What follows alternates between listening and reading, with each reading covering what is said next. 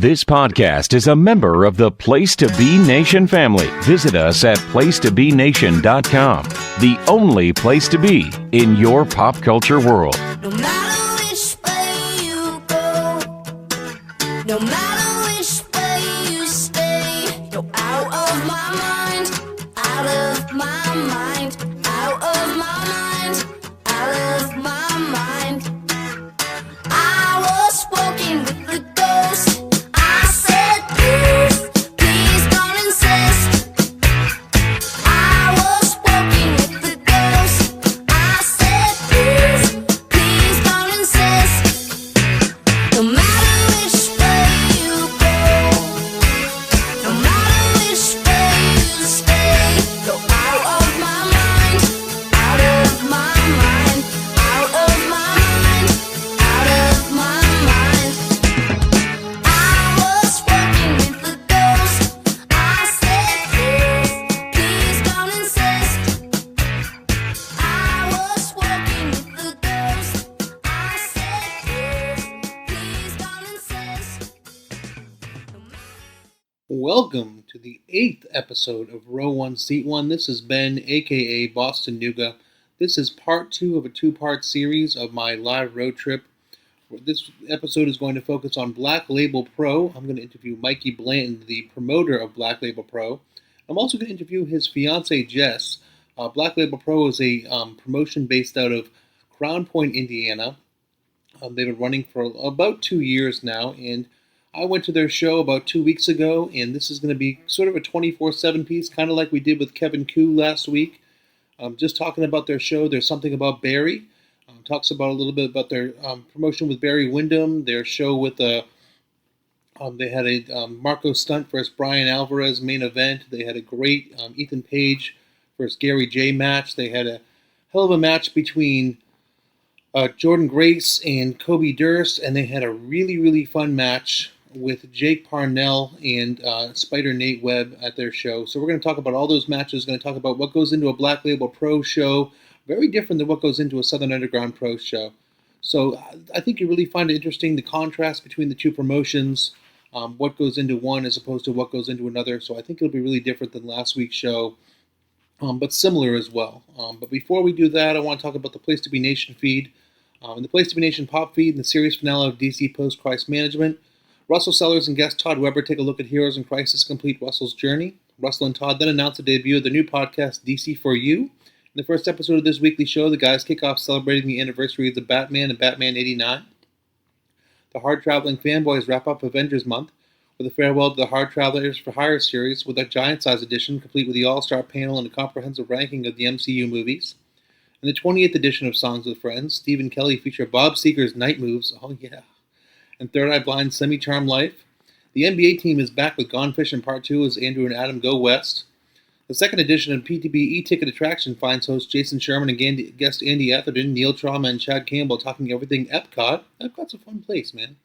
Be sure to keep an eye on our social media feeds as the reboot of the Greatest Song of the 80s tournament is starting soon. Over in the Place to Be Nation Wrestling feed, on the Place to Be podcast, Justin Scott and guest John D'Amato wrap up the summer with a hot review of SummerSlam 89. That was a hell of a podcast, actually. On a new Talking WCW, I can talk, really. Jenny, Tim, and Greg discuss a trio of matches featuring the natural Dustin Rhodes.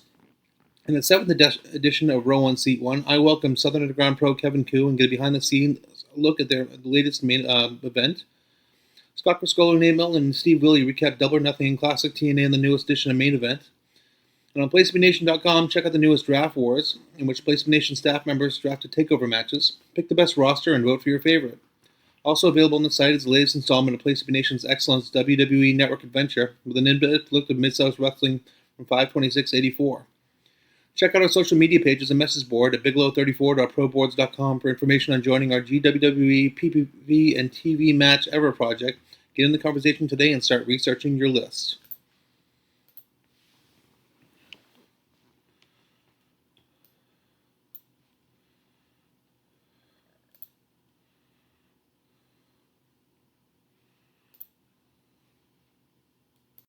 All right, I'm here with Mikey Blanton. Mikey is the promoter of Black Label Pro out of, I guess, ostensibly Crown Point, Indiana is your home, correct?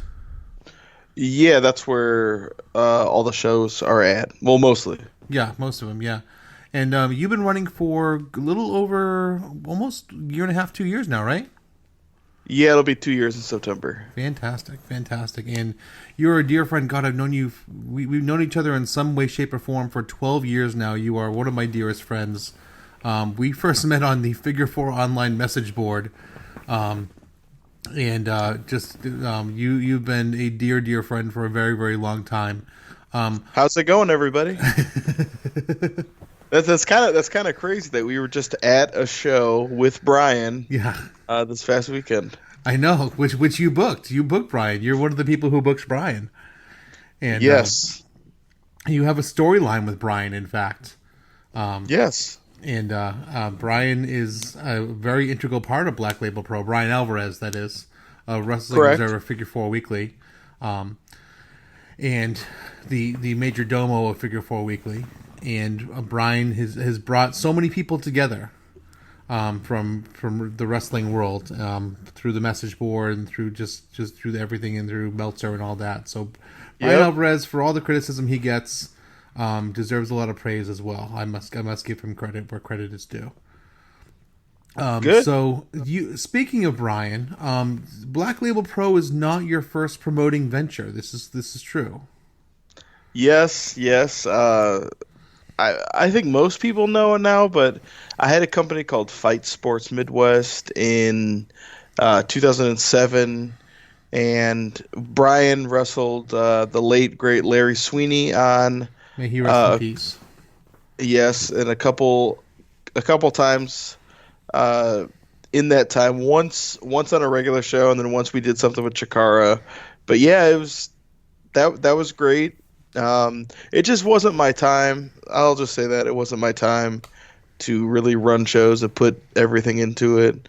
But now, things are good. Things are running smoothly. So what gave you the idea almost 2 years ago to get into the promoting game again? Because you had Fight Sports Midwest for a little while. You ran 2 shows. People would think, okay, he got it out of his system a little bit. But you caught the bug again. Yeah. I don't like super indies. That's not really my jam. I thought that there was nothing really in this area, like in kind of like Northwest Indiana. It's all like shindies, and there was just nothing good. So I was like, okay, well, I could kind of do my own type of thing. So I just started booking some goofy shit, and here we are. And goofy shit.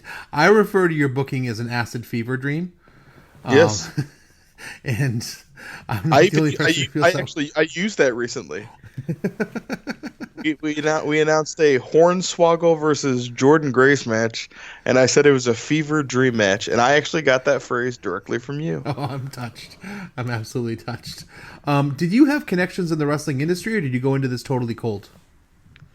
I still had some people I kind of talked to, but like others I didn't really talk to that much. It was just kind of like the more I was doing it, and like a lot of people would say that, hey, you have hustle, you're trying to make this work, you're trying to do everything you can.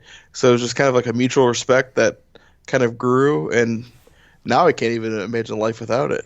Because that first show had Riddle, Tom Lawler. I mean, who was on that first show? That was you had the All-Star game of All-Star games for that first show. The Sandman was on that show. Ernest the Cat Miller was on that show. But we worked out a bunch of sponsors for that first show, so it was we went in making money. It was which isn't something that happens normally. So it's okay, and because it was a whole thing where a few days before, Gabe Sapolsky, hit us up after he had said that we don't need to split flights. It was fine. Then he asked for a flight share, and he's just he's a real piece of shit. So it's okay. It's okay. You're on my. You can say whatever you want, buddy. I don't care. So you went into that first show, and even though you knew you'd make money on that first show, did you think this would be a consistent thing, or did you think that would be a one off and you'd get it out of your system? Oh no! I knew because I already had the second show planned out. Okay. Like I was going for it. Yeah, this wasn't like a because like I remember MLW. I thought it was just gonna be a one night deal. Like I think that didn't they say it was like a one shot or something? I don't remember. But like I knew it was like a one thing, and they're like, hey, we're just gonna do a company. And but we kind of knew we were gonna do it, pretty much every month or every other month or something like that. Well, last week I had Koo on, and he said we did this as a joke to see if we could do one show, and ended up being successful, so the joke just kind of kept going on. Well, yeah, like that's the whole thing. It's like it has to grow organically in order for it to work. You can't force something to grow. It either is going to or it's not. And like just put your time into it and put stupid ideas into whatever and just try. That's what I think is missing in wrestling is like people are afraid to try new things. Now, you mentioned something a bit ago that I hope promoters who are listening to this hear. You said the word sponsors, and that's almost a dirty word in the wrestling industry. You actually get sponsors for your show, and that helps pay for a lot of what you do. How do you go about this? Is it just hustle? Is it salesmanship? Give the basic 101 on how to get sponsors. Well, there's like you got to have a certain hustle. You got to show them like a loyalty to their brand, and then you got to pay them respect. I'm just joking. It's just John Cena. No, I was trying to do that. Like it just fitted in casually. That was literally a joke that all these people are gonna be like, "What is going on?" And I did it just to make you laugh. And it worked in context too. That's the shitty thing. It totally worked in context. I'm such a piece of shit. No. Yeah, we just contact people. Like I used to. Like I'm an operating engineer now, and before I did that, I delivered for Domino's for years, and I contacted Domino's, and that. Like there was the owner of the franchises around there, so I got a hold of him, and there's a hair cutting place in Crown Point called McFly's. It's the best place to get a haircut. They were involved. There's another hair cutting place that was involved. There was just like a lot of different things. It was cool, and all of them got involved. So it was you just gotta keep trying. You're gonna be told no a lot. That's the one thing I've learned.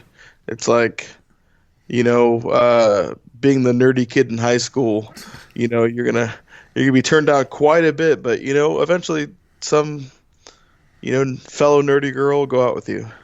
And is it one thing too where one sponsor begets another? You can say, "Hey, I got Domino's," so another sponsor will listen to you, and find you more legitimate. Yeah, that kind of helped too, because like the coolest thing about the Domino's deal was like that we got distribution on their pizza boxes. So like we put flyers. So I would order flyers, 4,000 or 5,000 at a time, because they would be sent all over Northwest Indiana. So that was like almost like if there was no financial amount of money, that still would have been a good deal. But it was like that's why we were going with the family friendly thing. Actually, in February of this year, it was. Or March of this year was the last one that we were. The Domino's was our presenting sponsor. They are no longer our presenting sponsor because they wanted it to be PG, and I want to have a little bit more fun. So that's why there's, a little bit more saying shit and bitch and like more intensity. Yeah. It's like it's still like it's not like crazy where you can't bring your family, but it's like there's more to it to where. Yeah, absolutely, and that's a risk for us because that's turning down money, but I don't know, it's gonna work out. So you had this, you had the sponsorship game and stuff like that. It started. Has it grown to be more successful, or have you hit bumps in the road show by show by show? Has it built on itself? Well, it's kind of like the whole thing with it is like it. I feel like we're always in a rebuilding phase. because like it's like we will do something and we'll hit like a certain level, and then we kind of have to start fresh again to hit another goal. Like it's like there was one point where our ticket sales were only okay, so I was like, oh, how could we supplement that? And that's where we started like our t-shirt thing, the blpmerch.com, and we put like a price point on t-shirts for $15, and and like with shipping it's $20, just like you'd buy them at a show. Yep. And to me, like that's most people don't order shirts online because they're too expensive. Like, most people sell them for $20-$25 plus the shipping and handling. Then it's, that's $30. Yeah, but like for us, $30-$35, you're getting 2 shirts. And that's like, and that has really worked out in our favor. Like it's, it's been kind of a cool thing of like an influx of like other ways of making money in wrestling. And we have a lot that we're cooking up too that, we'll see about shortly. One thing I noticed, just because I've been to a few of your shows, is you do great walk-up. Is that just because the community support you get, or is it is that a Northwest Indiana thing or Chicago area thing, or what do you attribute that to? See, I'm a walk-up guy too. Like, it's like, yeah, there's like a lot of community people that do come in, and then there's also like just people that's just what they do. I'm the same way. If I know that like, there's a chance I'm going to get in at the door, but that's the thing with this new building. Like, that's not going to be like July. Like, I fully expect July to sell out like long before the July 27th date, because there's Ricky Steamboat and there's Tennille Dashwood, who was Emma in the WWE. Mm-hmm. Like, both of them would normally be like a autograph headliner, and they're both going to be at this next show. So it's like, tickets are moving pretty quick. But yeah, because there's only we say 200, but there's like about 230 tickets that we could sell, and it's usually we have our people that have already bought. Like almost always there's about 20-30 people that'll buy tickets ahead of time. So then by the time it's pre-sale, it'll be 200 tickets that we could sell. So you have that background. You're building up. You did your WrestleMania. Oh yeah, that's the other thing I want to talk about too. So you're establishing a name. You have the opportunity to do the WrestleMania show. Collective. The collective show. The WrestleMania weekend show. And I had talked to you when you had made that decision. That was what, September, October? September. I made the decision. What made you make that decision? I know that our show is different, and I believed in it.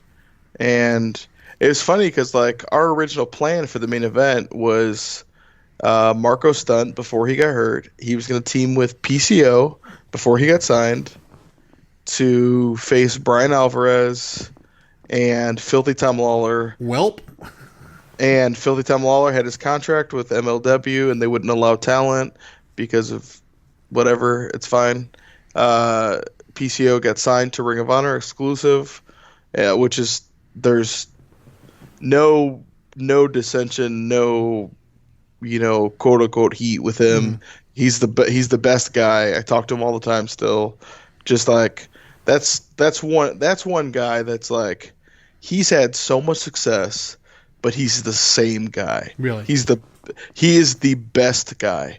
Like I went to Madison Square Garden over WrestleMania weekend, and he got me tickets to go see him back at MSG. And like we talked the next day about it, and just like I'm not even ashamed to admit, like I had like tears in my eyes when I saw him come out, just because like the look on his face was just pure joy. Well, I was there. It was a hell of an entrance. It was amazing. Yeah, it was just the best. He's like there's certain people in the wrestling business that just like they're next level human beings, and he's one of those people. Who are some of those? Because you went into Black Label, not knowing a lot of people in the wrestling industry. Have you made a lot of other really good relationships? Yeah. Okay. Yes, I have. There's a lot of people that like I would. In and around wrestling too, not just the wrestlers themselves, but like Yeah. Mhm. Yeah. Like are the people that help with BLP, the behind the scenes people. Are some of my favorite people in the world, by the way. Yes, absolutely. Obviously there's my fiance Jess, who is irreplaceable. And there's, Brandon and Jason, the people that have helped me, since day one. And they do music. The Chavezes who do merchandise, and Michael does all of our video stuff. And yeah, it's just like, Tyler, Nancy, all these people, they're all like so great and so helpful. Greg, Greg has been our ticket guy since the very beginning. He organizes it all, and he's so calm and collected, and I'm not at all. I'm going around yelling at everyone, just trying to. I'm Dylan Hales of the North. Well, that's funny because when I come up, you say, Ben, you're in charge of keeping me sane. And you do that, and you absolutely do that. I try. And I send you out for the plunder. You do send me out for plunder. It makes me so happy. But I know. But how do you put this team together? I guess that's another question too, because you guys have such an efficient team of behind the scenes people. Did you know you were going to have these people? You said, when I started promote, I'm going to have Jason, I'm going to have Brandon, or did you just kind of met these people along the way? I knew those people. Like I knew Jason and Brandon, and I knew Jess, of course. Were going to be helping me. And then it was funny because like before our first show, like we didn't know Nancy like at all. Like I knew her from shows, and we were just like, or she asked, she's like, hey, can I help out? And I was like, yeah, that'd be great if you could help us with the concessions, And then it has just grown and grown and grown, and like she's the hardest working human being on the planet. Yeah, she's great, and that's the whole thing. It's like we have this, like, it's like this team, like the amount of pressure that I put on, and I'm sure you'll talk to Jess, like the amount of pressure that I put on her of just my fiance, like just of like the average everyday things that need to be done, and like, hey, I need you to do this, hey, blah blah. Like just last week, Trey Lamar forgot his jacket because he's a dumb shit. He forgot his jacket, which is like a custom made denim jacket, and I knew he had J-Lit coming up, and I just was like, hey Jess, I need you to mail this. Like, so she had to, get the kids in the car. Or no, they walked. They actually walked to the post office and mailed it up. I mean, like, literally, like, this is the stuff that, like, this is after is a just, show. Yeah, this is after a show. But, like, there's always something going on. So let's talk about this show a little bit here. Okay. It's your second time at this gym. Yeah, which is our new home. Your new home. You're already at the RDS gym in Crown Point. Yes. So you have great atmosphere there. Great atmosphere. It's a wrestling. This is a wrestling venue. This feels much more like a wrestling venue than the previous place. Absolutely, it does. This is like wrestling happens here. I absolutely love it. Yes, we have had 2 shows there, and they've both been home runs. Absolute home runs there. I loved it. I absolutely loved it. I wish the air conditioning was on, but aside from that, truth be told, I did not know how to turn on the air conditioning until about halfway through the show, which this is a new venue, so okay. Like next time that will not be an issue. Fair. Okay, cool. Yes. Cool, good. And also the temperature outside came down too, so we opened up the doors, and halfway through the show it got a lot better. But, absolutely. But it was it was totally fine. Also, we were working up a sweat because we were working our tails off because I want to have you on after Koo, because Koo, basically his thing is completely plug and play. He just shows up at the venue, he sets up the ring, and plugs into the laptop, and he's good to go. You are not that way. No. Like, at all. Like, what does your to-do list look like a week before the show, a month before the show, the day of the show? Like, how far out are you planning for There's Something About Barry? Okay, like to give an example, like right now, We're gonna have a tournament in September. I have most of the participants in the tournament already, confirmed, like already. So it's June now. So this is the Barry Windham was one I chased after for a while. WrestleMania in New Orleans, I paid to get a picture with him because I knew I wanted to book him eventually. So I paid for the picture and I was like, hey, I would like to get your contact. I'd love to bring you in. And we could never get the timing right. And then finally, we had the timing right and kind of worked out a deal for him to come in and do a seminar and come in and sign autographs and stuff like that. And it was he was the best guy. He's a great guy. And you'd think out of the box too, because he had told me that he's not a seminar guy. This was his first time he's ever done a seminar. And he just has so much knowledge, and he even told the guys afterwards, hey, if you have any questions or anything you want to know, just come and talk to me. I'll be over here. Come and talk to me. So realistically, this seminar could have lasted all day if you chose, to be, to pick apart his brain, I guess. But you just decided Barry Windham would be a really cool guy to have. And he's a guy who has a ton of knowledge, so I want to seek him out. And that's why I like your brain, because you think out of the box where, the normal people would have the same 10 seminar guys. You say, you know what? No, Barry Windham, even though I know he's not a seminar guy, that's the sort of guy I want to have. Yeah, absolutely. Because there's quite a few people that, we have announced Ricky Steamboat doing a seminar in July, but we're going to have a seminar in August. We're going to have a seminar probably in November. And we have these people locked down already. October. We have these people locked down already that are, a couple of them aren't necessarily seminar guys, but have so much knowledge that I expect, some good stuff. Are seminars really important to you as a promoter? Yes, they are, because all these kids think that they know everything and they don't know shit, and they need to get better. Because there's there are certain people that come and like Jake Parnell is our Indiana State champion, and he does every seminar we do, and he's not one that's like, hey, I work here. He wants to pay for them. He wants to get better and learn and all this stuff, because he wants to be better. Well, Cabana Mandan is a 15-year vet, and he drove with me from Alabama. Absolutely. He's Cabana Mandan is one of we had our Unplugged show in February, and I think 4 or 5 people from that show got jobs off of that show, and he is definitely one of those people, just because he's a really good guy, and he is over, and he works really hard. There's every reason why you'd want to use someone. But he's 15 years in the business, and he's still doing seminars, and he wants to do every seminar on the planet. Oh yeah, because he wants to. Because you're never perfect.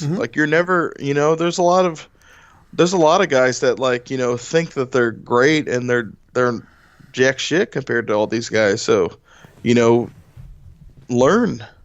So does the idea of the show begin with the seminar and then you go from there?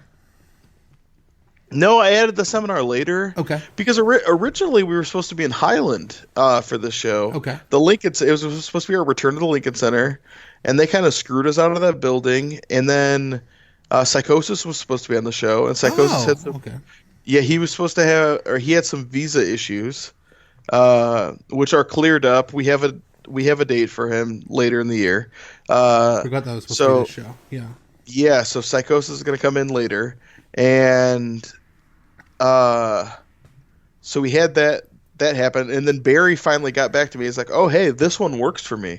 I'm like, "Great!" I mean, it was literally the day that Psychosis canceled that I got a text from Barry Windham saying, "I was like, it was fate." I was like, "Okay." The show was called Wrestling Returns because it was at the Highlands or the Lincoln Center in Highland. So we just changed the name to, because like I knew whenever I brought in Barry Windham, I was going to call it "There's Something About Barry," because to your chagrin, I will always use puns for the show titles just to make you cringe. No, I love it. I actually do love it because I know you, and it's very Mikey Blanton.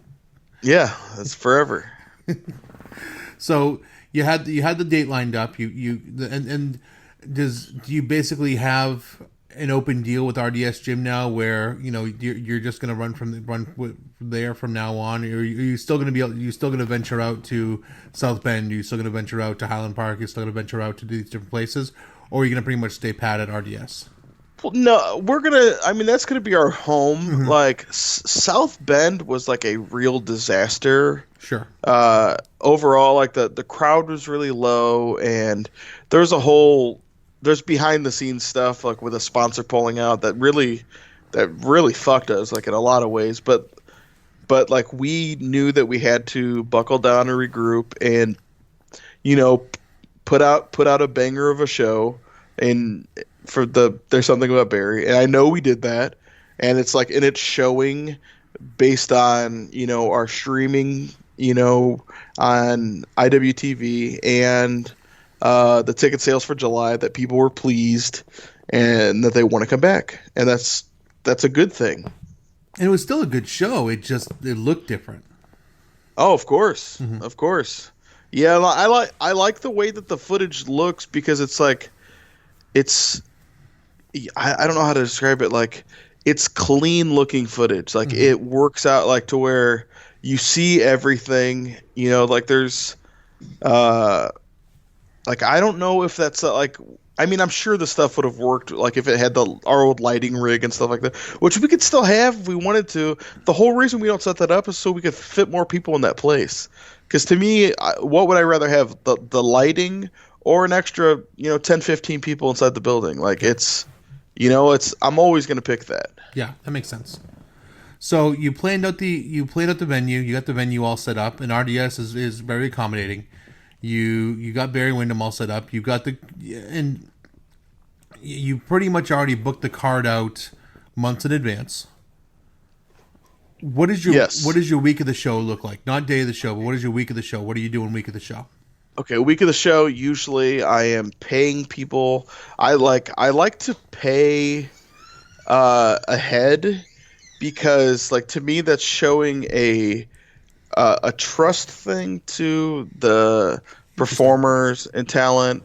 And then also it's like sometimes people don't have money the week of the show, and like they got to get there and all that. Like to me, I would rather have the money up front to like, to get there, to get through life, man. Like life is, it's hard enough as is. And then like, because I know there's a lot of promoters that will pay after, and they'll get you later, Virginia, and like things like that.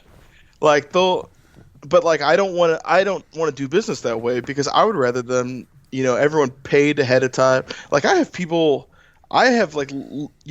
paid already for August, because like we already worked out a deal, and like I was like, all right, well I'll just pay you now so I don't forget, and so now I know I have them marked as paid, and they're already done. It's already taken care of. July, same thing. They're just already taken care of, and so that I'll pay the people. Usually I'll meet with the crew, and we'll kind of decide like things we need to get done.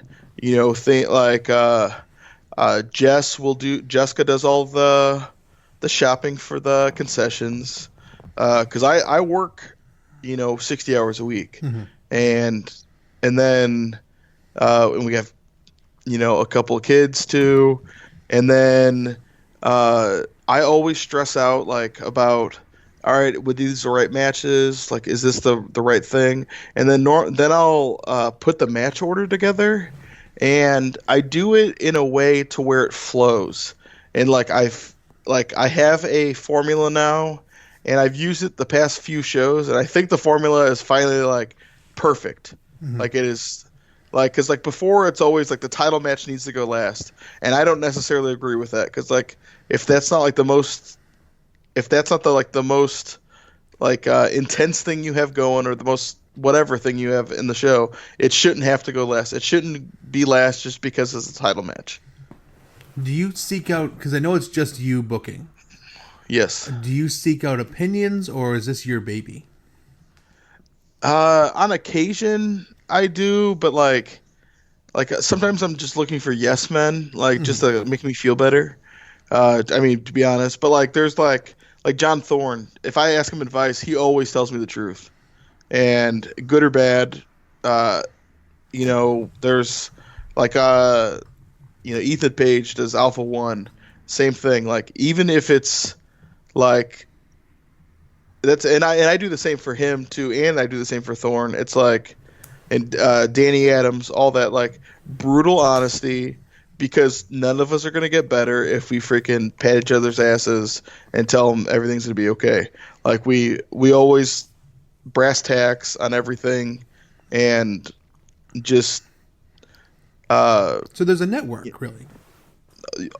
dude, yes, there really is. It's like, there's like I always try, like when I bring someone in, I always try contacting people like, hey, do you want to split something, like Matt Nix from Freelance, same thing, like just the easygoing motherfucker, like he is just a good guy. And so like we'll all like kind of work together, and we'll all save money and coordinate these things. And there's a lot of times where it's like Freelance on Friday, or AIW on Friday, then us, and then Glory Pro on Sunday. So like people will get like a loop going for to make things work out. It's pretty cool. Or even down to Nashville, even Sup, which is the loop I did last week. Yes, yeah. We don't like. There's never really any like when I'm talking about like flight shares and things like that. Sure. Like we don't really do that with Sup very often. A lot of the same faces appear, is my point. Yes. The driving people, correct. Yes, because like they budget their shows differently than I do, which is it's great. They have a great product. Yeah, and that's I see a lot of similarities, even though it's really funny because you're in different parts of the country, but I frequented both your shows enough that I see similarities, even though you kind of have a lot to do with each other, but you also have nothing to do with each other, and it's just I find it absolutely hysterical, just the commonalities. Like, and here's the funny thing, I will talk to Koo, like I don't want to say often, but like a decent amount, and like we never talk business, like we just talk about whatever. Like, like we don't ever talk about like, and we'll talk about like his matches for me, but like we don't ever talk about our company business ever. I don't know why we don't, but we just don't do it, because like I have no idea, like no issues or anything, but like we just don't ever do it. Like we just talk about other bullshit because we're just buddies. That's awesome. So you get the week of the show. So you really do hold a pre-production meeting. Of course, I find that interesting. Yeah, because and here's the thing about that. It's like, in the words of Brian, plans change, and they really do. Because though, like, when you're trying to put everything together and you have so many bodies around, things change. People aren't there on time, all that stuff. It's rough. Are you a list guy? Are you put everything down on paper and, this person does this person does this, or are you kind of like a fly by the seat of your pants type? Jessica is a list person. Fair. And I am a Jessica person. You are. Like, that's good. Yeah. That's good. Of course. Yeah, like like that stuff gets done. Like it's, like there'll be times where like I'll ask like a decent like basic task for people to do, and like a lot of times like it doesn't get done, and then I have to do it myself, and then I'll yell at everyone, and it's it is what it is. But like there's like we're cracking down on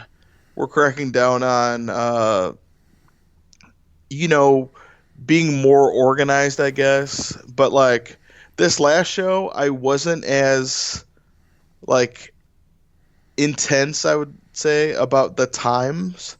like normally I'll yell at people like, "Hey, stick to your times, stick to your times," and so this show like went pretty long, but it was awesome. Like people were feeling the crowd and just feeling it out there, and I didn't feel like any match dragged.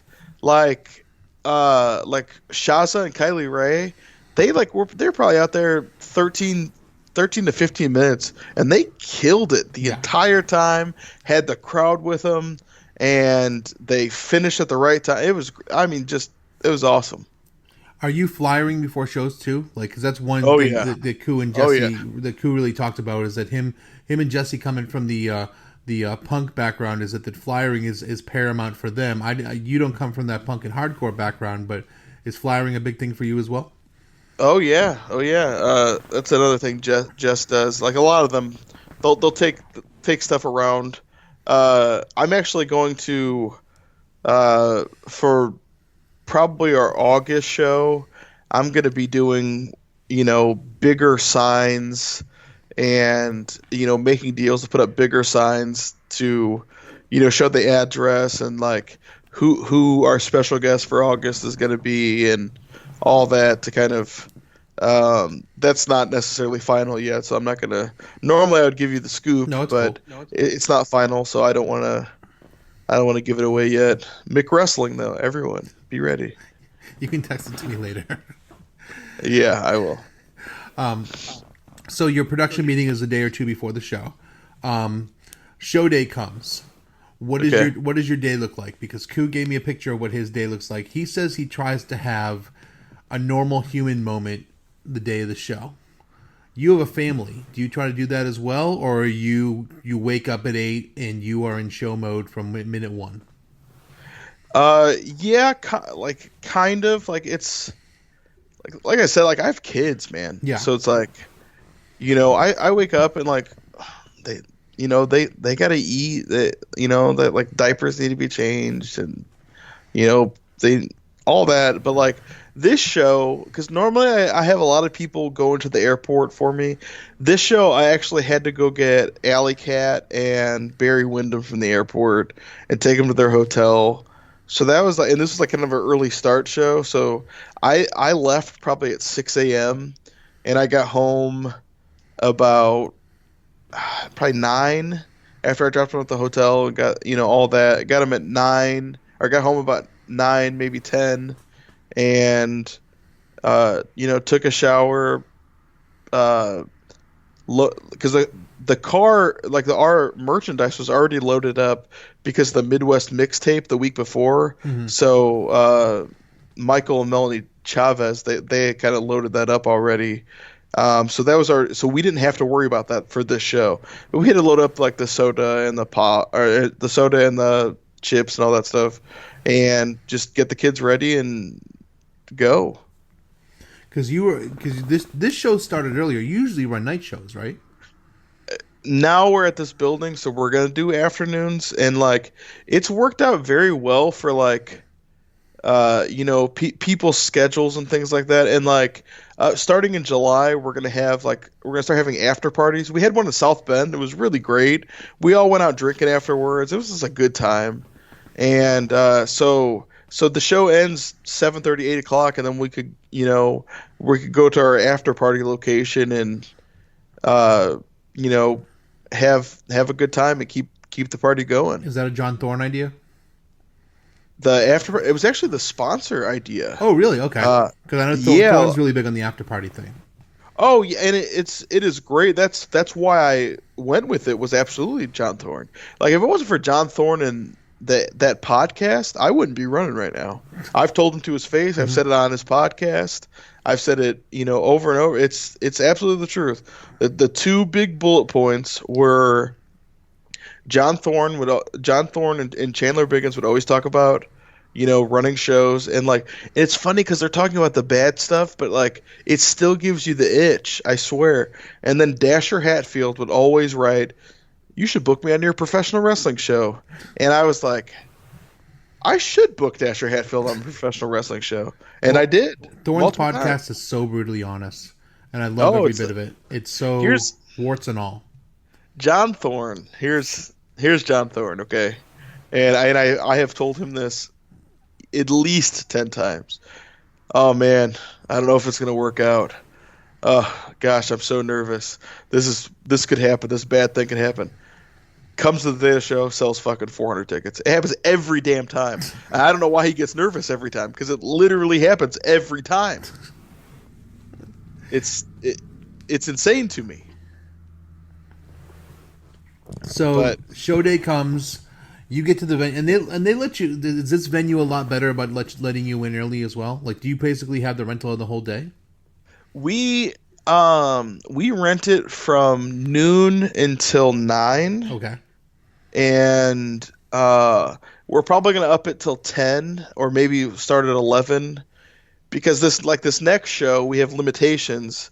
We might even start at 11, because this next show we have limitations because right when we end on IWTV this time, what is it called?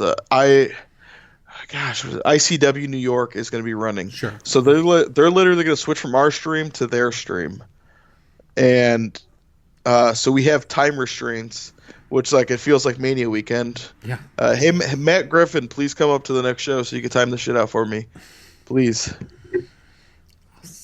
When this is the Steamboat show? Yes, Steamboat. Yes, we have our time restraints. I think we're allowed to go. I believe it's 2 hours and 45 minutes all in, which I could make it happen. It'll be fine, but it's still the pressure, you know. Oh yeah, totally. Yeah, and Matt Griffin, promoter of Action Wrestling, for those of you who don't know, worked tirelessly behind the scenes at the Collective. Oh yeah.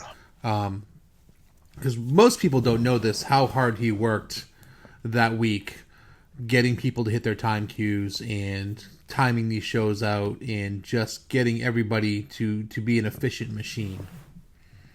Oh yeah. He was just, and he went up there with no idea what he was doing either, because I drove him up and he said, "Oh, let's see if I can help out," and he was invaluable, absolutely invaluable. Oh yeah. When I talked to him. It's the same. Hopefully, same thing for next year. Yeah. More info on that later. Oh, good to hear. Good to hear. All right, so day of the show comes. You're in the building. What's your first crisis? Do you want to reveal what any of your crises are? Because everyone has those unforeseen crises. What are your crises? Yeah, sure. The Cleveland car was going to be late, so we had to switch around a few matches, and to make it all work. Ethan Page versus Gary J was later in the card, but they ended up going second to kind of make it work. The Scramble, which was the opener, was supposed to be second originally. And yeah, so it was a whole thing. We had to keep moving stuff around, and that's the stuff that I hate the most, because I like to stick to a schedule, and I don't like seeing a bunch of arrows and stuff on my format. But it's, what can you do? But once it started and we could kind of get things flowing, it's you could feel the energy of it, and it still ended up working out. I still felt good about it. How do you? Because I asked you this. How do you pick your guys for your scramble? We had 3 of them ahead of time.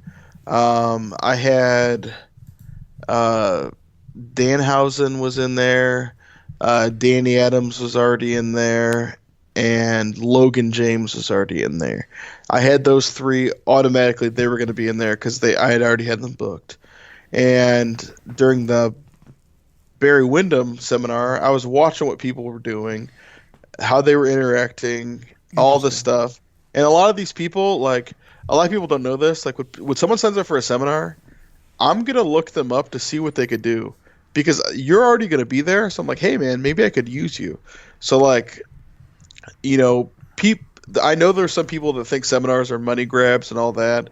No, you're going to get better, and I'm going to look at you. There's so many people that send me emails all the time that, I'm sorry, man, I don't give a shit that you've been, wrestling in bumfuck Tennessee, and you've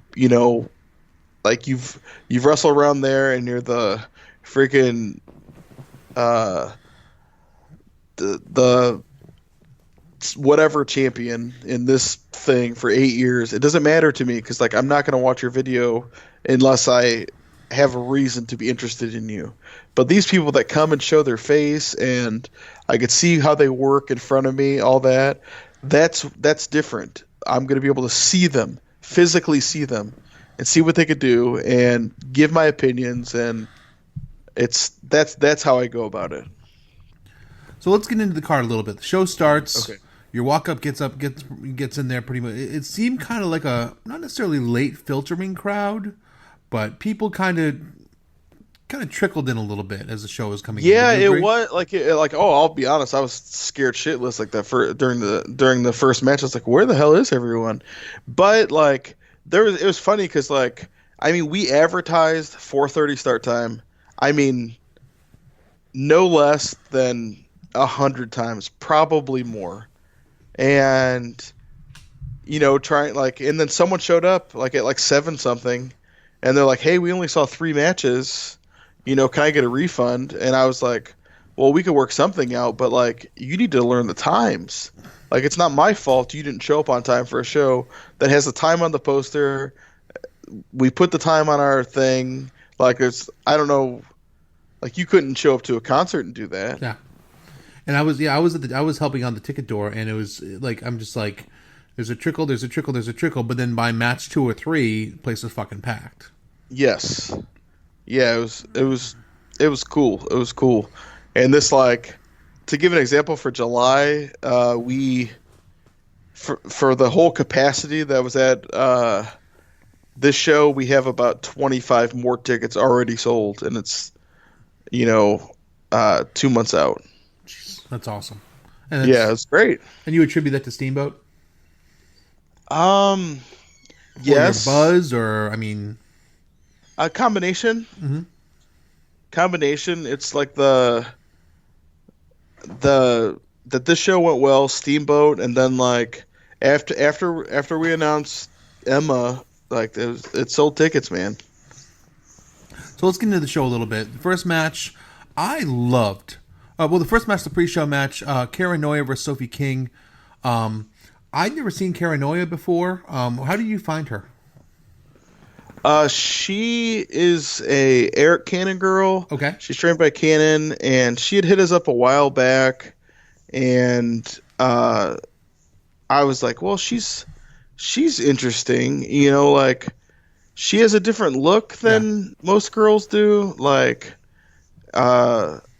and I was like, okay, well, we'll see what she could do. And then I thought it was, she was good. And then Sophie's one of those that'll come and she'll help out. And Sophie's a road warrior. Yeah, absolutely. So that was fun. It's filmed. I only watched a little bit of it because I haven't seen it yet, but it'll be on YouTube eventually. Yeah. We'll put it up. You start off with Tony Deppen and Travis Huckabee versus Violence is Forever, aka Sadconf. What made you? No, we didn't. We were supposed to. Oh, you were start supposed to. Okay, I'm sorry. I'm going by the format here. You started Yes. off with the scramble, right? Yes, the scramble was first. I believe that match was third. You were just talking about. Okay. I'm sorry. Yeah, that's right. And see, where I was trying to set the mood with that first match. Gotcha. So you started off with the scramble, and who were the 3 people you ended up using in the scramble? Oh man, Thomas Shire was one of them. Who I love, by the way. Aaron Williams was one of them, and he was real good too. And then Ian loves him. Ian uses him a bunch. Yes. And the last person was, oh gosh, I should know this. Thomas Shire, Aaron Williams. I cannot think of the last person that was in that scramble, but it's, I don't know. We'll figure it out eventually. But yeah, Aaron Williams, like very, very much so impressed me. Yeah, like he was kind of like a, like he changed his look recently, because like his look before was kind of like just like a generic thing, and that's kind of why I didn't notice him that much. But yeah, like he was. Comes You know, out in he the was. shirt and tie, and he's like, I mean, he's different. Yeah. He's definitely different. Yeah. Matt Kenway was the last person in that match. Kenway, that's right. Yep. He drove the St. Yes. Louis car. Yep. Yes. So and he did the seminar as well. Yeah. Yeah, he's good. He's good. He's got a good look And, too. and Thomas Shire has like the Jack Swagger, like kind of same body type, gear. Like it's like, and he was a huge Barry Windham fan. You could tell. Oh yeah, And- Greg made the Jack Swagger comparison to me too when he was talking to me. He's like, Oh Jack yeah, Swagger, because I mean he has that long upper torso, Yeah. and yeah, it's he yeah, kills it in Anarchy. yeah. I've seen that. I've seen a little bit of a shit. He's pretty good. I'll probably see more of him. So this match is notable because you did something that no one else is doing. You had Alley Cat come in, and then Alley Cat, the most lovable babyface on the planet, turned heel in a promo. You had her cut a heel promo.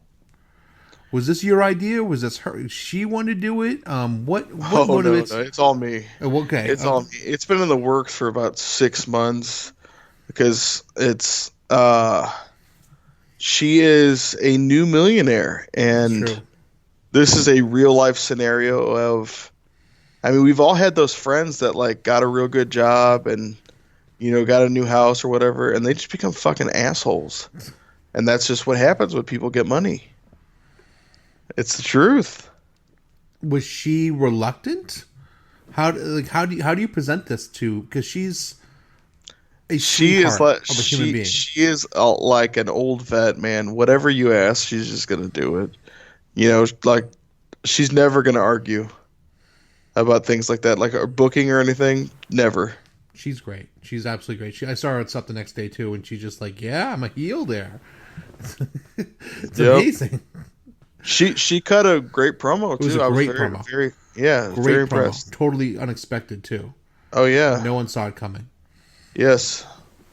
Next match was my favorite match on the card: Ethan Page versus Gary Jay. And congratulations, you had me go from hating Ethan Page to I now like Ethan Page, which I'm sure you're cackling over. But this match may have converted me completely. This match was a fucking banger. Oh yeah.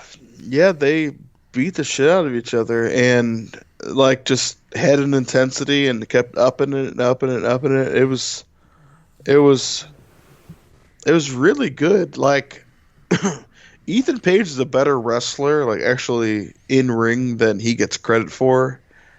But like it takes matches like this because if he doesn't want to, like work like this kind of style match, he won't. But like in BLP, he always does. He always just busts his ass. Yeah, when he gets goofy is when I really don't like him. But when he wants He doesn't. to be, He only did that like our first few shows because Yeah. I was putting him in there with legends, and he needed to do something. yeah, he just when I mean I don't love him in Impact either.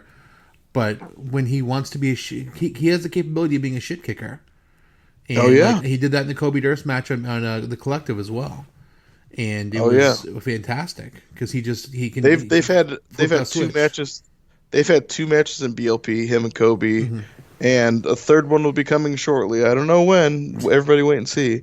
But like they always destroy each other every time. Like and just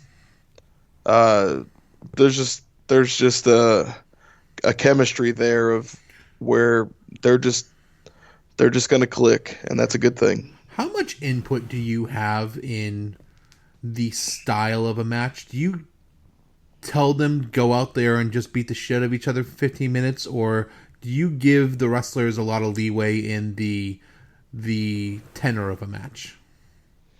I mean, most people, I just trust them to do what they're gonna do. Like, like Ethan Page, for example, I kind of let him just do his own thing because he wants us to succeed, so he knows what I want to see. But like, AJ Gray and Bear Bronson, AJ said, "What do I want?" he asked me, what do I want? And I just said, All Japan. And he goes, yep, okay. And that was it. Cool. So the third match was the tag match, correct? Yes.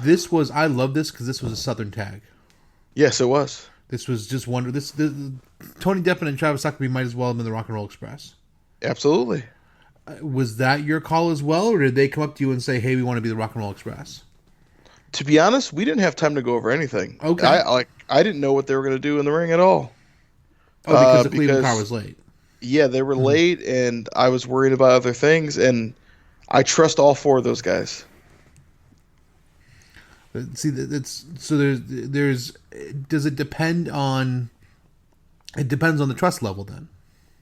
If I don't trust you, you're not going to work here. Interesting. Okay. Gotcha. So then, fourth match was Trey Lamar and Jake Lander versus Space Pirates. No, that was second to last match. Oh, that's right. because That's right. It got moved because I didn't want to do 2 tags in a row. That's right. So what did you have run after that? I think it was what was the match right after that? Like on the format? AJ and Bear Bronson? Yes, that was the That's next right. match. That's right, yeah. AJ's a guy who's kind of come up. He's got a chip on his shoulder, and I mean that in a good way. He's got a chip on his shoulder, and he's come and gone in BLP. And I think he's really improved, especially over the last 3 to 6 months. Would you agree? Absolutely. Yeah, he left BLP because I sent him away from BLP because I told him I didn't like his attitude.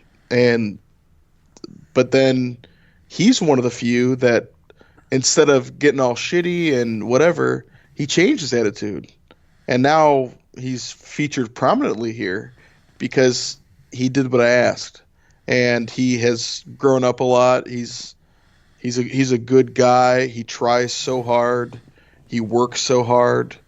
So it's, there's others that have been sent away that just want to bitch and talk shit. And hey, man, they're still sitting at home and they're going to stay there. He's one of my favorite people in wrestling too. Yeah, he's great. I love good that guy. Love that. And guy. now he comes out to Motley Crue, which makes me happy. It's fucking amazing. Yeah. His musical tastes run the gamut. Yeah, the best thing is I wake up for work at 3:15 in the morning, and I will always wake up to a message from him 10 minutes before. Hey man, this is gonna be my music now, and it'll be a music video of "Shout at the Devil" or something. It's okay, AJ, and he's like, what are you doing? Why are you up? I'm like, well, I have to go to work, man. It's awesome. Bear Bronson's another one too. He's killing it on Uncharted Territory. Oh yeah, yes. I will. Okay, how about this? I said breaking news. Here we go.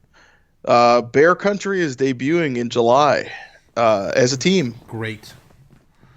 Those two dudes work so well together. Oh yeah, it should be cool. You were one of the first person to break him out of the Northeast as well. How did you kind of break him? Unplugged. Okay. Him and some other people from his area contacted me, and it didn't work out with everyone local, that were with him, but he was one that I was like, what, I'm giving this guy a job. He has got a certain look, and he's not a fat guy, but I always use the phrase fat guy wrestler, of where back in the day there used to be guys that had the barrel chest and the belly, that's, we don't have that because everyone wants everyone to look the same with the six pack and the tan and the underwear trunks. It's Koo referred to a wrestler last week as a meat mountain, and I'm just going to start referring to dudes as that. Okay, there you go. He's a meat mountain. He is. Good guy too. And then did you run Nate Webb and Jake Parnell after that? Yes, which was crazy. That match. Okay, I will. I told them the same thing. I didn't have high expectations for that at all. Not that I thought it was going to be bad. It's just I was like, oh, that's just a match. And those guys are both so creative. That was hammy as shit. That seemed very Mikey Blanton though, because they were doing basketball spots. They were doing using the Stunt Brothers as human weapons. I take zero credit for that. That was all them. They thought up all of that stuff, like the Iron Maiden thing. Like they asked for it, and and that's the thing. It's like when guys ask for something and they have a passion for it, I'm always going to say yes. I'm absolutely always going to say yes. Like it's New Jack, but metal. Yeah, absolutely. Like, Jordan Grace asked me a few times before I allowed her to body slam a child. But it worked out. It's clearly she sold a bunch of T-shirts now. Then you ran intermission after that, I think, right? Yes. And then you, after that was Shazza and Kylie, correct? Yes, you're going to have to see in this, Ben, on this podcast, you're going to have to yourself with a lot of the ums. I know I do. I do it terribly. I've learned this. I do it terribly. So there was a podcast about podcasts that I listened to, and it was like all they talked about was that people say all the time, and I was like, I don't say it at all. I say it all the time, and we all do. I know. So we're all going to fail forever. Don't worry about it. Fail forever. So Shazza and Kylie was next. They actually came in late also. Kylie did. Okay. Oh, no, actually, no. Yes, they both did. Yes, correct. Yeah. And they still had a banger of a match. Yes, they did. Shazza's flight was delayed 3 hours. And, she got in. Tyler brought her there. Good old Tyler, who's currently in England seeing the Spice Girls reunion. Amazing. And no, I'm not lying. So that's cool. That's awesome. Yeah, those girls killed it because they knew that because Kylie's with AEW and those contracts kick in soon and they can't do anything. So this was their shot to have a match, and boy did they have a great one. And again, that's another one where you just trusted them. Go as long as you want. Yes. Take it as far as you want. I have faith in you. Poor Basil got chopped in that match, so that was fun too. Basil's a great guy. Oh yeah. After that, I think it was it was Sage and Logan versus Cabana Man Dan and Boomer, correct? I believe so, yes. Because you switch things around at this point. Yes. Where Cabana Man Dan was the tallest person, which is amazing. Yes. Yeah, it was insane. It was he was the tallest person in that match, full of just small men. And here's what I need to say about that match, okay? Boomer Hatfield has been wrestling for all of maybe a year. I think less. Really? Logan Stunt has been wrestling for 5 months, 4 or 5 months. They had a hell of a match that they put together, and they're working so hard. I think both Boomer and Logan both have a future in wrestling, and they're both going places. And obviously Cabana Man Dan was great already. And Sage always does, a good job. He was having not in that match though. He's a great guy. But yeah, he wasn't great in this match. I think you ran. Did you run the tag match after this, and then Jordan and Kobe? The Jordan and Kobe, then the tag match. Jordan and Kobe, then the tag match. Jordan and Kobe wasn't terribly long. No, it was not. Were you on time constraints at that point? Or? No, it was.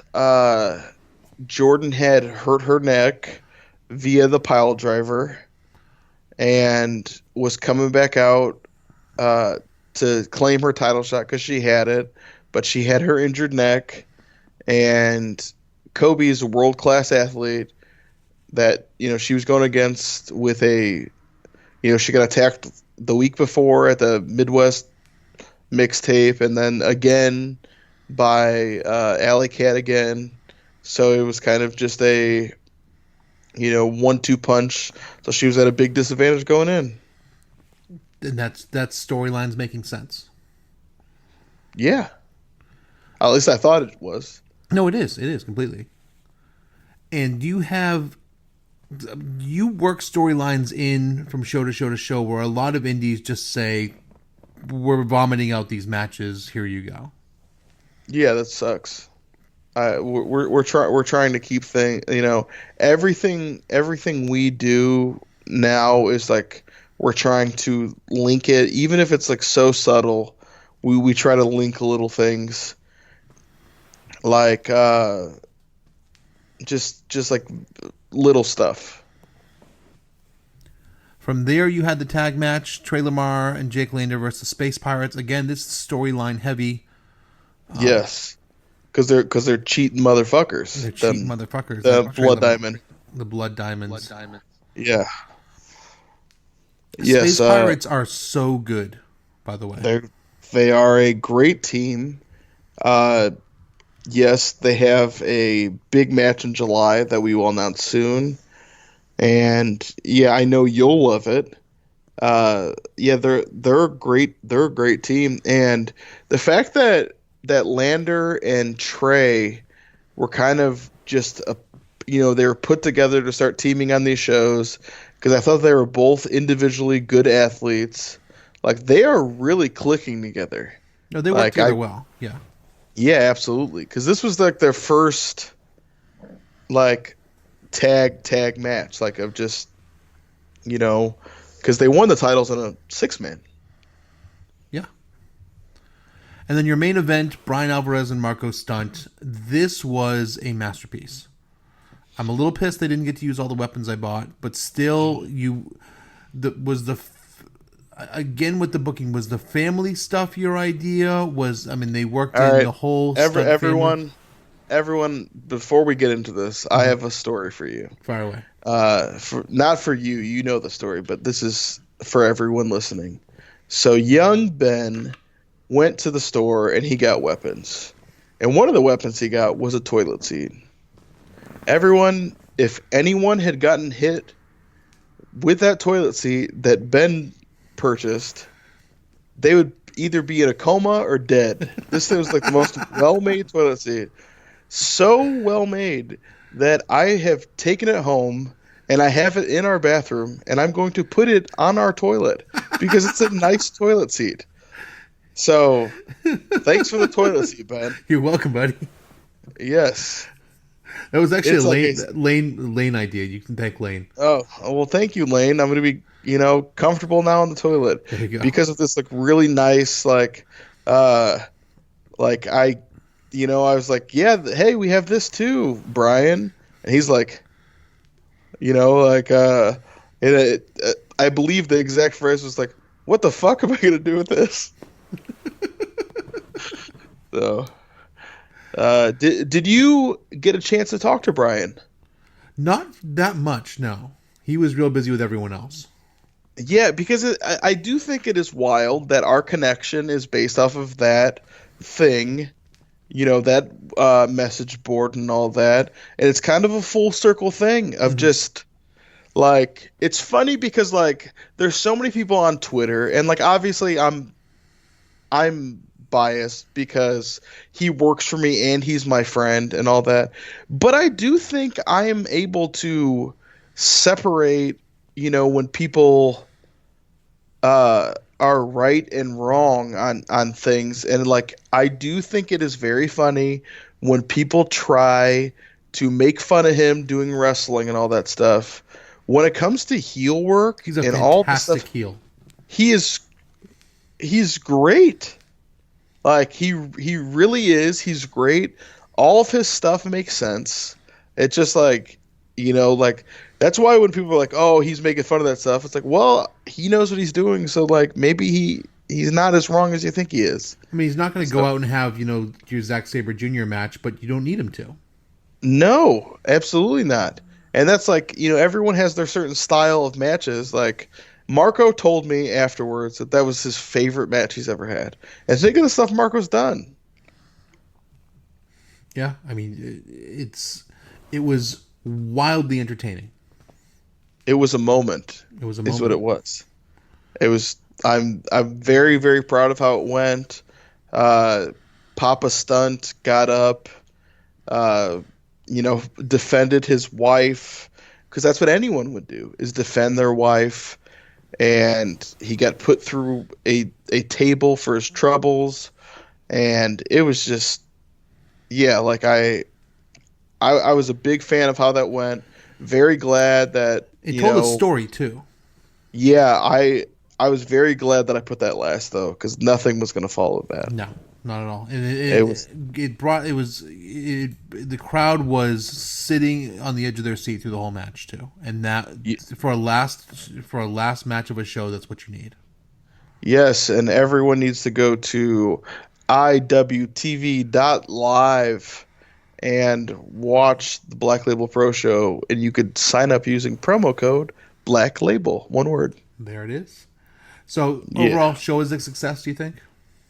No, yeah, definitely. Mm-hmm. Like, I'm very happy about it. It's, it wasn't there. There were no real negatives about it. Like that, no one canceled. Like, we had a cancellation earlier that's why we had to move Jordan Grace, because it was going to be Jordan Grace and Maria Manic, and that cancellation happened, which Maria's got something going on. Not going to get into that. And then we had I don't remember who canceled on Kobe Durst, but that that happened, but it all worked out. Yeah, Jordan and Kobe. Yep, and it was all good. It's awesome. I had a blast. Well worth. I'm very glad. Well worth the trip. I'm very glad. You're a top-notch buddy. I appreciate it, my friend. Well, we're going to take a little bit of a detour here. Is Jess available? Yeah, Jess is right here. Because the one thing I really love about Black Label is it's a family affair. And yes. I think that Jess has as much, if not more, to do with the success of Black Label than you. Because she's the brains behind the operation, frankly. Yeah. Can I talk with Jess for a few minutes, actually, if you don't mind? Of course. Yeah, I want to get her perspective. Yeah, I'm gonna pass the headphones over to her real fast. Just give me a minute or so. Sure. Here.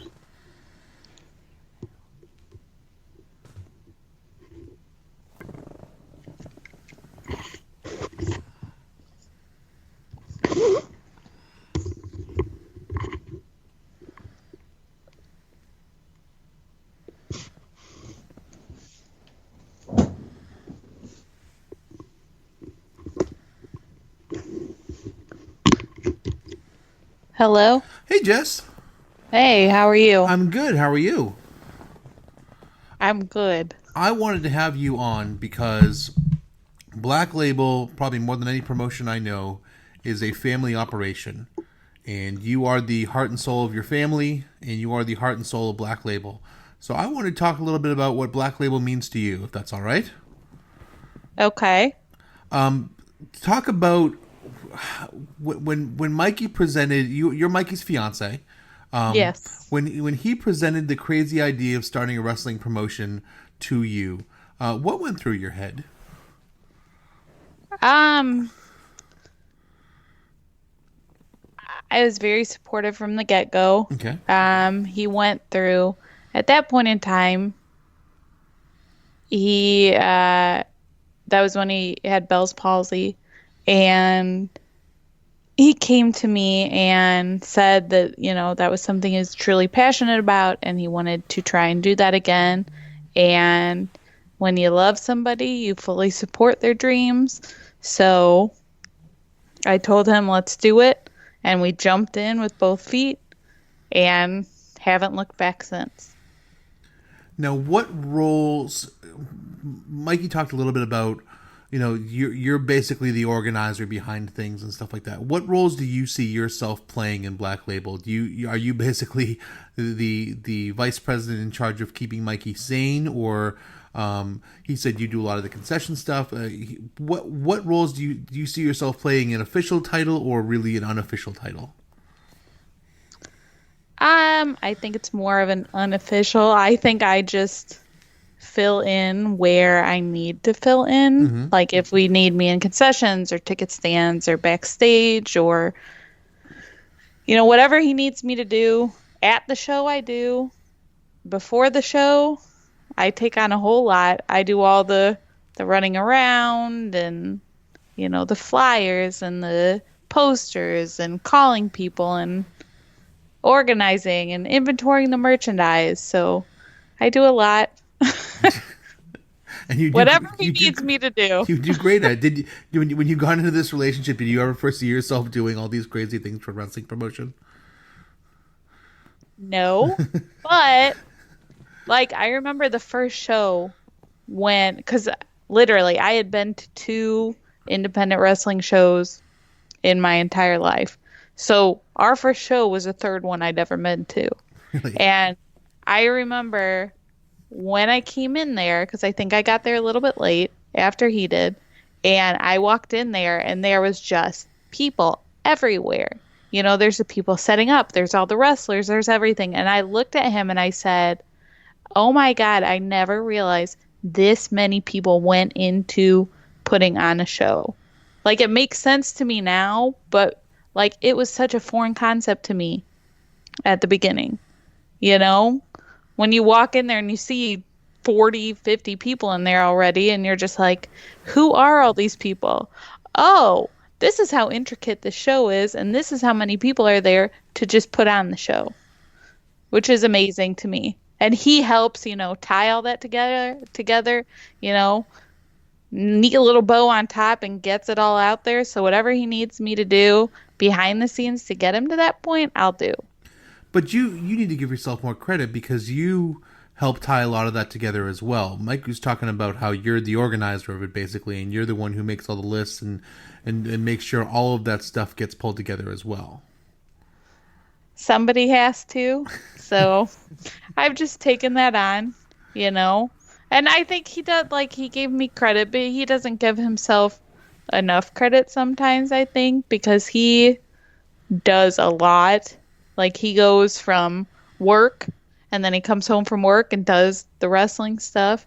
He's on 24/7 with us, and I can't imagine doing that. I can kind of, okay, you need me to do this. I don't have to be consistently doing it all day, every day, like he has to. I mean, you guys are also trying to run a family here. Is it a stressor on the family? I don't think so. I think because you said we've run it so that it's a family thing. Our 7-year-old loves the shows. She loves the wrestlers. They've all become part of our family. So she walks in there and she knows everyone. So it's stressful leading up to it, but I don't think it's been a stressor on the family. We've just kind of had to. It's just part of what your family does now. Yeah, we just have adjusted. We've learned to adjust things over the last 2 years, and it's kind of just, we have a plan and we just adhere to that, and it's just our lives now. So it's the family business now. It is, and our 7-year-old will tell you that it is the family business, and she thinks she's one of the owners. So, and she is insistent that she will grow up and wrestle someday, and she is insistent that she will grow up and become the owner of BLP. So yes, it is very much a family business. Yeah, talk a little bit about her, because she's become, I don't want to say the mascot, but basically she's absolutely beloved. And she, because I've known Mikey for so long, and just seeing you guys together and seeing her grow up and stuff like that, just seeing her light up, with this sort of thing. This seems like an absolute gift to her in some respects. Oh, she adores it. The first show, I was certain that she was going to be shy.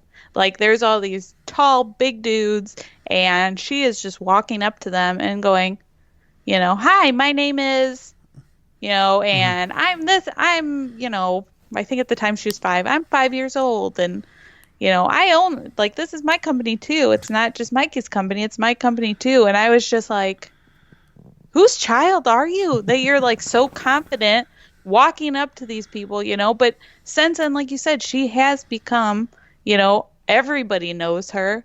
Everybody loves her. She loves it. She wants to be a wrestler. She wants to be involved with wrestling. She'll sit and watch wrestling shows on TV.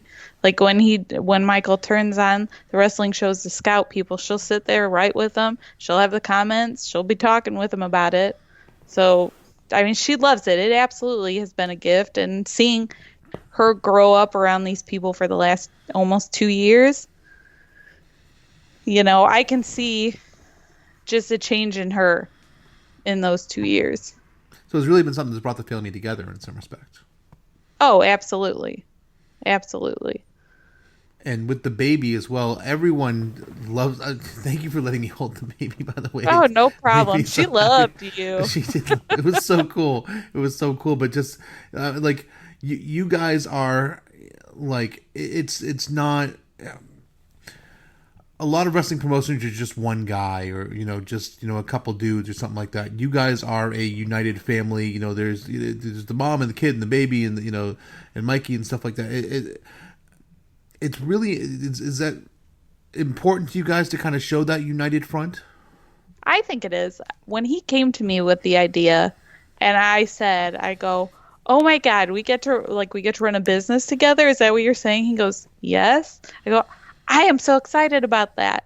I adore him. And like I said, anything he wants to do, I'll support him. But it also made me so excited that he trusted me enough to go into that and want me to be like his partner in doing this. So, yeah, I mean, like, from the get-go, we said, like, this is going to be a family-friendly, show. We're going to do family-friendly shows. And I mean, if we're going to do those kinds of shows, we might as well bring our family and get our family involved. Were there any points where you've had to pull the reins in and say, hey, maybe this isn't such a good idea, or points where you've been like, okay, I'm a little worried about this? Because you're the voice of reason in a lot of respects. I think I'm just a more cautious one. Mm-hmm. Like, there have been, like, an instance or two where I'm like, are you sure? Are you sure? And, he's just like, yeah, it'll be fine.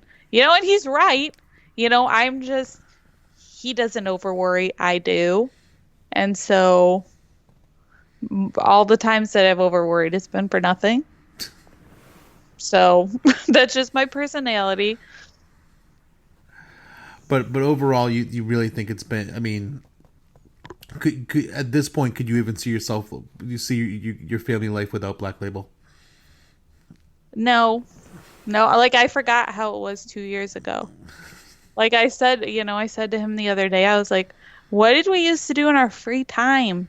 Because 2 years ago, there was no Black Label. A year ago, there was no baby. So it was like, what did we do in our free time? Because I feel like, we're doing one thing or the other. But, I love doing the shows. I love Black Label Pro. I love how happy it makes him to do Black Label Pro. And I will fully support him and, everything he wants for this company.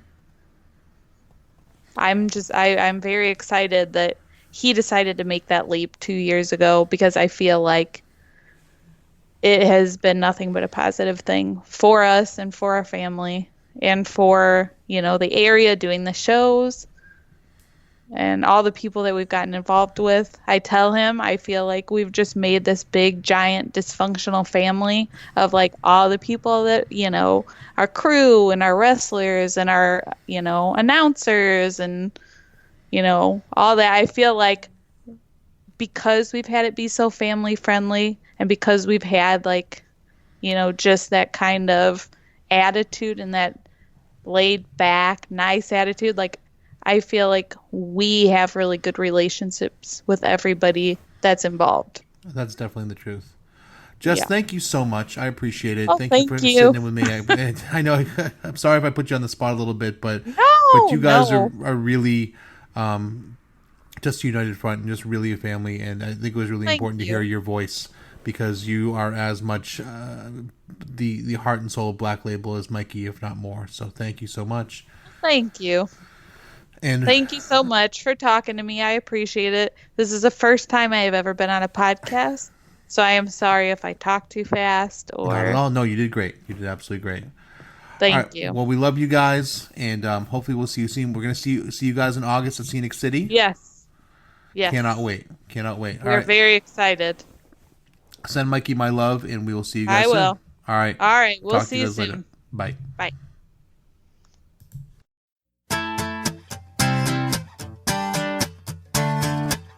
We didn't do it.